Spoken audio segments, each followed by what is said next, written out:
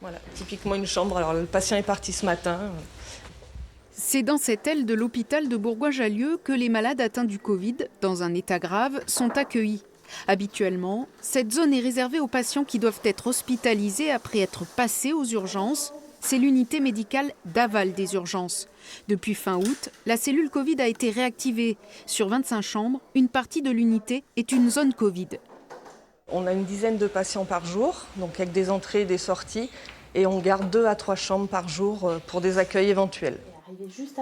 En cas de nécessité et selon l'évolution de la situation, cette partie de l'hôpital pourra être entièrement dédiée au Covid.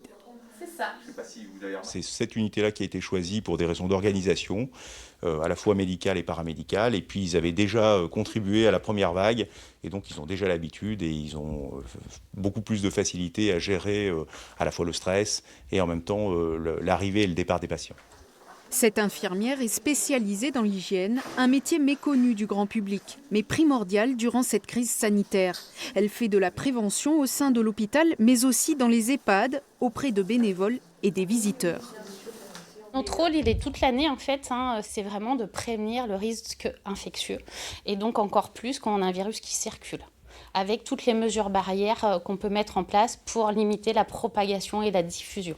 Donc vraiment pour protéger les patients, les résidents et les professionnels. Le centre hospitalier Pierre Oudot rappelle qu'il n'effectue pas de dépistage ouvert au public et que la meilleure des préventions reste le lavage des mains.